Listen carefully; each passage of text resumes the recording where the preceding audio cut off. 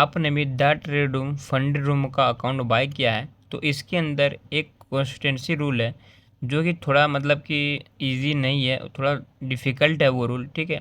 तो उस रूल के बारे में मैं इस वीडियो में बताने वाला हूँ, सिर्फ एक सिंगल रूल के बारे में बताऊंगा कि इसको हम किस तरह से कैलकुलेट करेंगे, ठीक है।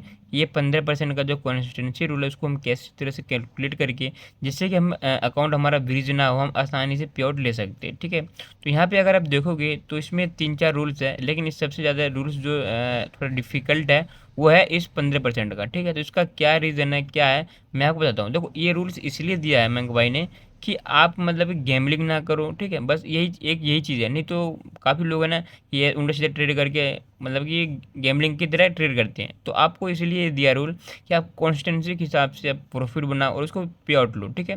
तो यहाँ पे अगर देखो मैं इसको एक्सप्लेन करके इजीली समझा सकता हूँ किस तरह से इसको कैलकुलेट करेंगे, ठीक है। तो पहला जिसमें देख सकते हो, जो पहला इसमें रूल्स है वो है 7 डे ट्रेडिंग, ठीक है। तो पहला रूल जो है वो 7 डे आपको ट्रेडिंग करना पड़ेगा। सेकेंड है इसमें मैक्सिमम डेली लॉस जो आपको 3% होगा, जो आपका कैपिटल होगा, ये सब तो आपको पता ही होगा। और जो मैक्सिमम टोटल लॉस जो वो 6% का है, ठीक है, ये आपको पता ही है। तो इसमें जो मेन जो आता है कॉन्स्टेंसी रूल, ठीक है। तो ये देखो, जैसे मान लो आप मतलब कि आप प्रॉफिट करते हो $500, ठीक है।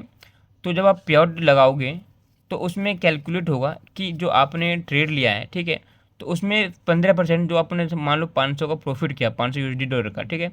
तो उसमें जो प्रॉफिट है एक ट्रेड में, सिंगल एक ट्रेड में 15% से ज़्यादा का प्रॉफिट नहीं होना चाहिए। अगर आप 500 का 15% निकालोगे तो $75 आएगा, ठीक है। अगर उससे ज़्यादा होता है तो आपका अकाउंट क्या कर दिया जाएगा, ब्रीज कर दिया जाएगा, ठीक है। अगर उससे कम होता है तो आपका अकाउंट ब्रीज नहीं होगा, ठीक है। ईजिली आप पे आउट ले सकते हो, ठीक है। तो बस इतना ही आपको ध्यान रखना है। अगर आप मान लो $1000 का प्रॉफिट करते हो, ठीक है, 500 से $1000 का प्रॉफिट करते हो, तो आपका जो 15% बनेगा वो बनेगा $150, ठीक है। तो उसको आप कैसे कैलकुलेट करोगे तो अब मैं आपको बताता हूँ, तो किस तरह से इसको कैलकुलेट किया जाता है। तो जैसे मान लो आपने प्रॉफिट किया $500, ठीक है। तो यहाँ पे आपको क्या करना है, 500 लिख देना है, ठीक है। उसके बाद मल्टीप्लाई करना है 15 से, ठीक है। मल्टीप्लाई 15 डिवाइडेड बाई कितना, 100, ठीक है। जैसे यहाँ पे डाल दोगे आप देख सकते हो, अगर आप $500 का प्रॉफिट करते हो तो आपको वन सिंगल ट्रेड में कम $73 का प्रॉफिट होना चाहिए। अगर $75 से ऊपर का प्रॉफिट चला जाता है तो आपका अकाउंट व्रीज हो जाएगा, ठीक है। एक ये हो गया। मान लो आप जैसे $1000 का प्रॉफिट कर लेते हो, ठीक है।